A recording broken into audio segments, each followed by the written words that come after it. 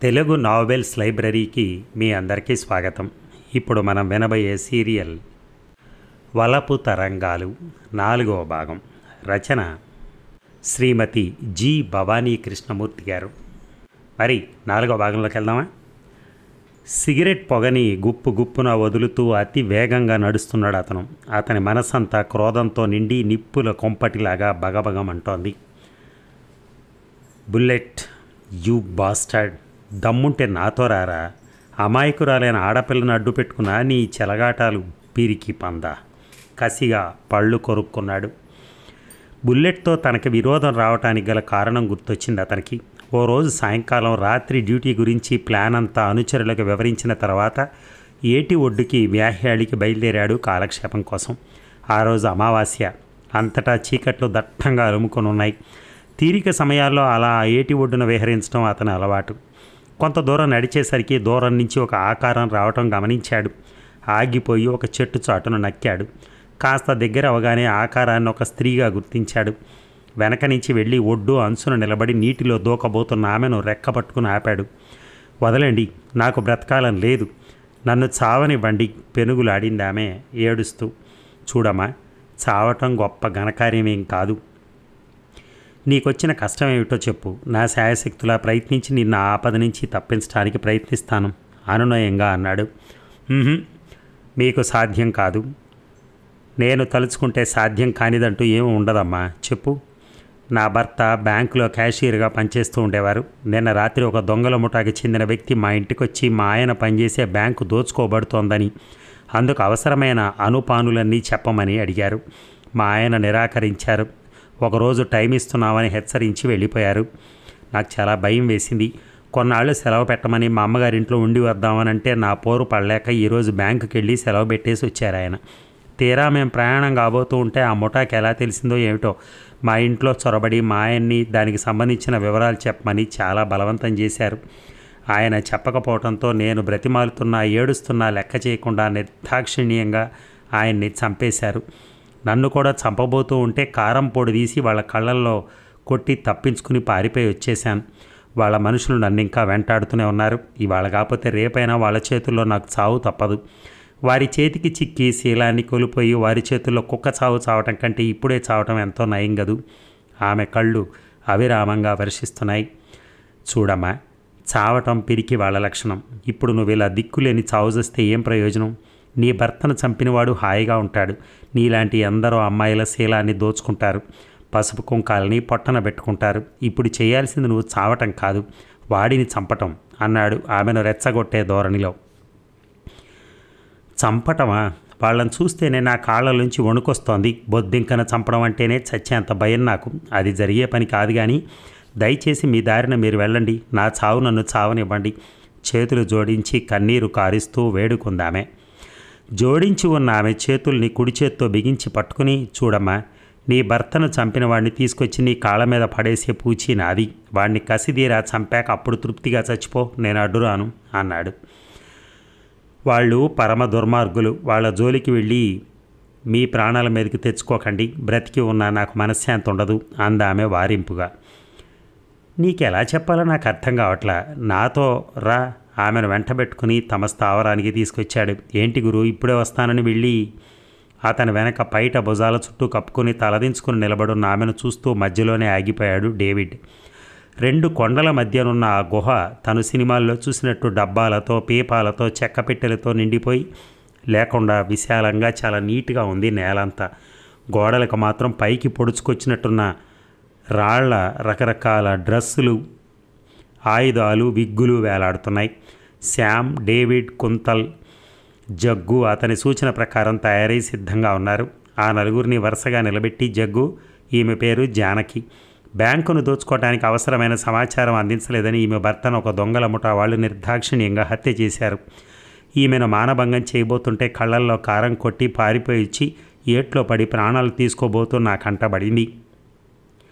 ఈమె భర్త ప్రాణాలు తీసిన ఆ దుర్మార్గుణ్ణి పట్టి తీసుకొచ్చి ఈమె కాళ్ళ మీద పడేస్తానని చెప్పి తీసుకొచ్చాను. మీ అందరూ కూడా ఆమోదిస్తే ఈమె కూడా ఇక్కడే ఉంటుంది. ఇక్కడే అంటే శాంతాశ్రమంలో విరజ దగ్గర ఆగాడు అతను. నీ మాటే మా మాట గురు అన్నారు నలుగురు ముక్త కంఠంతో. Thank you very much. వారి భుజాలు తట్టి పదమ్మ నిన్ను మా చెల్లెలికి పరిచయం చేస్తాను అన్నాడు జానకితో. వద్దండి, మీకు అభ్యంతరం లేకపోతే ఇక్కడే మీ దగ్గరే ఉంటాను. వద్దమ్మా, మా వృత్తి ఏమిటో ఈ పాటికి గ్రహించుంటావు. దొంగతనాలు చేయటం, అవసరమైతే హత్యలు చేయటం, బొద్దింకను చంపడం అంటేనే భయం అన్నదానివి మా దగ్గర ఎలా ఉండగలవమ్మా? వారించాలని చూశాడు కానీ ఆమె తన పట్టుదల విడిచిపెట్టలేదు. నీ చెల్లెలితో సమానమైన స్థానాన్ని నీ మనసులో నాకు కల్పించావు. మీ మంచి చెడ్డలు చూస్తూ ఇక్కడే ఉంటానన్నయ్య. ఆ దుర్మార్గుణ్ణి చంపటానికి అవసరమైన మానసిక శారీరక బలాన్ని చేకూర్చుకోవడానికి దయాదాక్షిణ్యాలకు తావు లేని ఇటువంటి ప్రదేశాలే అనువైనవి. సరేనమ్మా. తన అనుచరుల వైపు తిరిగి, జగ్గు, డేవిడ్, కుంతల్, శ్యామ్, ఇక నుంచి ఈమెను మీ సొంత సోదరిలా భావిస్తామని ప్రమాణం చేయండి అన్నారు. నలుగురు ముక్త కంఠంతో ప్రమాణాలు చేశారు. శ్యామ్, జగ్గు, మీరిద్దరూ వెళ్ళి ఈమె భర్త మృతదేహానికి అంత్యక్రియలు చేసి రండి. ఈ వాళ్ళకి మన ప్రోగ్రాం క్యాన్సిల్. ఆ డ్రెస్ తీసేసి మేకప్ మార్చేసి వెళ్ళండి. అడ్డొచ్చిన వాళ్లను కాల్చి పారేయండి అంటూ లోడ్ చేసిన పిస్టల్స్ వారి మీదకి విసిరాడు. అన్నయ్య, నేను కూడా వెళ్తాను. బయటను నడుము చుట్టూ బిగిస్తూ ముందుకొచ్చింది జానకి. వద్దమ్మా, నిన్ను చూస్తే వాళ్ళు మరీ రెచ్చిపోతారు వారించబోయాడు. కానీ చివరిసారిగా ఆయన్నొక్కసారి కళ్ళారా చూసి ఆ పైన మాట రాక పైట చెంగు నోట్లో దోపుకుని కుమిలి కుమిలి ఏడుస్తున్న ఆమెను చూసి, సరే వెళ్ళమ్మా, కానీ ఇలా కాదు అని కుంతల్ డ్రెస్ తీసుకొచ్చి ఆమెకిచ్చి ఇవి వేసుకో అన్నాడు. వారందరిలోకి కుంతల్ కాస్త పొట్టిగా ఉంటాడు. ఆ డ్రెస్ ఆమెకి సరిగ్గా సరిపోయింది. విగ్ సరిచేసి, వెరీ గుడ్ మిస్ జానీ, నీ బ్రేవ్, బీ బ్రేవ్ భుజం తట్టి మరో పిస్టల్ ఆమెకు అందించాడు. వంగి అతని పాదాలంటి నమస్కరించి, కమాన్ లెటస్ గో కమాండర్లా టీవీకి ముందుకు నడిచింది. టీవీగా, బెస్ట్ ఆఫ్ లక్, జాగ్రత్త అమ్మ డేవిడ్, మన చెల్లెమ్మకి రక్షణగా నువ్వు కూడా వెళ్ళు డేవిడ్ అనగానే డేవిడ్ కూడా బయలుదేరాడు. ఇక వాళ్ళు వెళ్ళేసరికి తలుపులు దగ్గరగా వేస్తున్నాయి. డేవిడ్, జగ్గు చెరో పక్క పిస్టల్స్ రెడీగా పట్టుకుని జానకిని తలుపు తట్టమన్నారు. తోసి తొయ్యగానే తలుపులు బళ్ళును తెరుచుకున్నాయి. ఖాళీ గది వారిని వెక్కిరించింది. జానకి భర్త మృతదేహం లేదు సరిగదా, అసలు హత్య జరిగిన చిహ్నాలు కూడా ఏమీ లేవు. డెడ్ బాడీ ఉండవలసిన స్థానంలో పేపర్ వెయిట్ కింద ఒక కాగితం రెపరెపలాడింది. శ్యామ్ చటక్కున ఆ కాగితాన్ని చేతిలోకి తీసుకుని చూశాడు. మిస్టర్ సుడిగాలి, నీ శక్తి సామర్థ్యాలు, ధైర్య సాహసాలు, తెలివితేటలు విని నీతో చేయి కలపాలనుకున్నాను. కానీ నా క్లయింట్కి ఆశ్రయం ఇచ్చి నాకు విరోధివయ్యావు. మర్యాదగా నా మనిషిని నాకు అప్పగిస్తే మన మధ్యనున్న శత్రుత్వం సమసిపోయి మిత్రులం కాగలుగుతాం. మిత్రుడివి కాదలుచుకుంటే 10 రోజులు మాత్రమే గడువు. ఆ తర్వాత నుంచి అనుక్షణం నిన్ను వెంటాడుతూనే ఉంటాను. ఇట్లు బుల్లెట్. ఆ కాగితాన్ని జేబులో కుక్కి తలెత్తి చూసేసరికి జానకి భర్త ఫోటో ముందు నిలబడి వెక్కి వెక్కి ఏడుస్తోంది.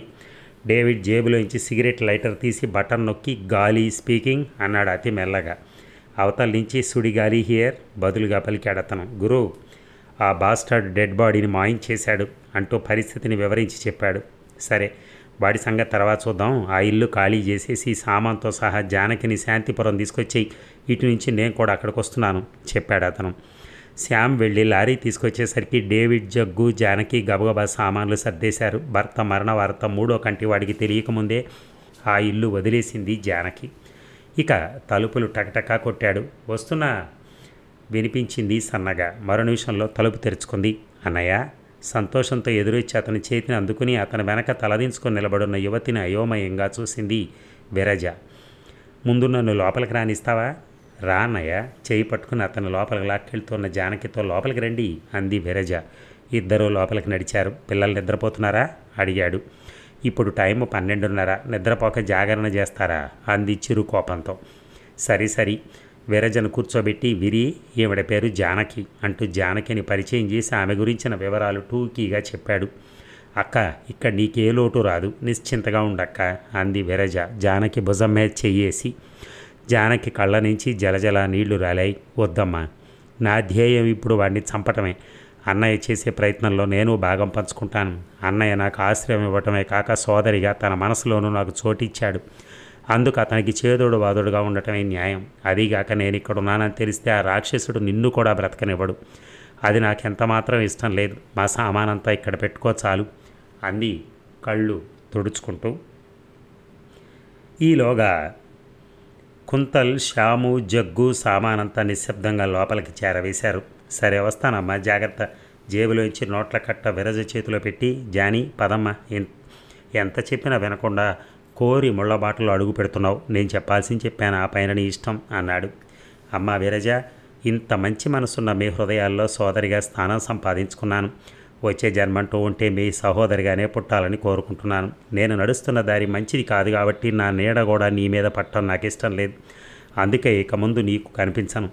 ఇదే మొదటిసారి చివరిసారి కూడా నిన్ను చూడటం. విరజ ముఖాన్ని 2 చేతులతోనూ పట్టుకుని ముందుకు వంచి నుదుటి మీద ముద్దు పెట్టుకుంది జానకి. అక్క, కనీసం నీ మనసు కుదుటపడే వరకైనా. లేదమ్మా, వాడి చావుతోనే నా మనసు కుదుటపడేది. వస్తానమ్మా అంటూ వడివడిగా బయటికి నడిచింది. పాపం, దురదృష్టవంతురాలు, బాధగా నిట్టూర్చింది విరజ. అదండి మరి, చాలు 10 నిమిషాలు. ఎందుకంటే మీరు ఒక్క నిమిషం కూడా వెంటల్లా, నిమిషం నరేంటున్నారు మీరు. నేను 10 నిమిషాలు, 20 నిమిషాలు, 30 నిమిషాలు చదవడం దండగా. సో అందుకోసమని ఓన్లీ 10 మినిట్స్ పర్ డే. మీరు ఆ వినటాన్ని కొంచెం పెంచినట్టయితే నేను కూడా 20 మినిట్స్ చేయగలుగుతాను. Thank you very much. ధన్యవాదాలు.